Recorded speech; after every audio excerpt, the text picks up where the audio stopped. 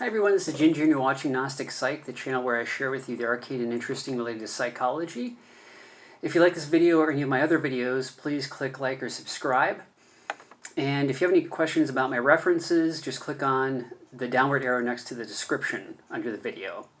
Today I'm going to be talking about a little known but influential psychologist who had been a member of Freud's circle in Vienna, Otto Rank. Though he would be overshadowed by Freud and some of the other more well-known names of the psychoanalytic psychodynamic tradition, Rank would actually have more influence as a whole in counseling psychology in the long run. But just a little bit of history. Otto Rank was born in Vienna in 1885 with the last name Rosenfeld. He later changed his name to the more Germanic-sounding Rank in order to move up in the still anti-Semitic social order of the Austro-Hungarian Empire he lived in. Rank's psychology career started as a member of Freud's Vienna Psychoanalytic Society in 1905. Freud was impressed with the work of Rank and had become a mentor to him while he completed his doctoral thesis in 1911. And interestingly enough, it wasn't a PhD in psychology, but it was actually in literature. Rank would become an active member of Freud's inner circle. He became the secretary of the group, as well as the director of Freud's publishing house. Rank even contributed a couple of chapters to Freud's influential 1899 book, The Interpretation of Dreams. However, in 1924, there would be a rift between both men after Rank had written a book called The Trauma of Birth. In the book, Rank had argued that the pre-Oedipal stage, which is a stage he created on his own, resulted in separation anxiety in the infant child, which would later cause neuroses in life. This flew in the face of Freudian orthodoxy, since basically Freud had argued that the first stage of development was the Oedipal stage, and that's what led to neuroses.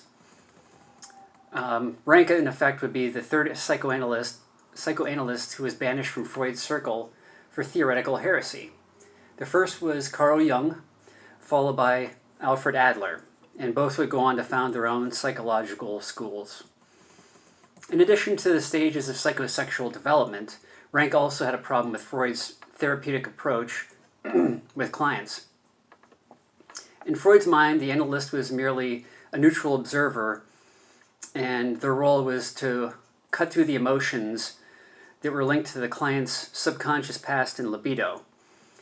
The goal was for the client to work through their emotions, in effect, and there was little or no interaction between the analyst, now the therapist, and the client. No emotion. It was very cold and impersonal. Rank had disagreed with this approach, especially considering Freud's view on emotions were problematic. Freud had argued that emotions are linked to sexual libido of the id, which is the unsocialized part of the subconscious mind. He concluded that emotions contribute to neuroses. For Rank, however, emotions are linked to interpersonal relationships and are the cause of neuroses for people. Therefore, the centerpiece of their interaction should be focusing on emotions and feelings between the client and therapist through collaboration, rather than treating it as a relationship of the observer and the observed. Rank began to work on a therapeutic approach that involved such dynamics, and it was also used to address relational problems in the here and now rather than in the subconscious past from childhood. He concluded that neurotics live in the past and cling to it out of fear of new experiences and growth in the present.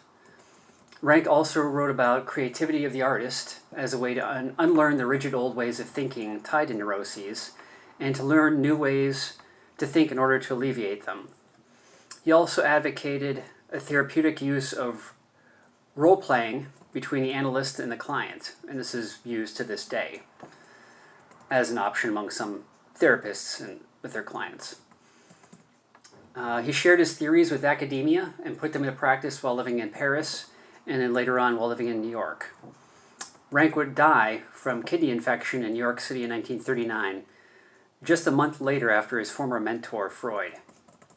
Unfortunately, it wouldn't be until the mid-20th century that his ideas began to challenge the classical psychoanalytic hegemony over the psychology profession, beginning with Carl Rogers' person-centered therapy.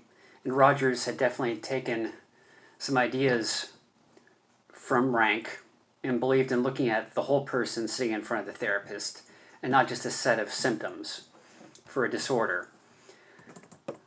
However, in the long term, not only did his career and legacy influence Carl Rogers, other giants in psychology like Ronald Fairbairn and Melanie Klein, who are object relations theorists, Rollo May, who is one of the creators of existential therapy, and Fritz Perls, who is the creator of Gestalt therapy, started their psychology schools with Rankian models and concepts.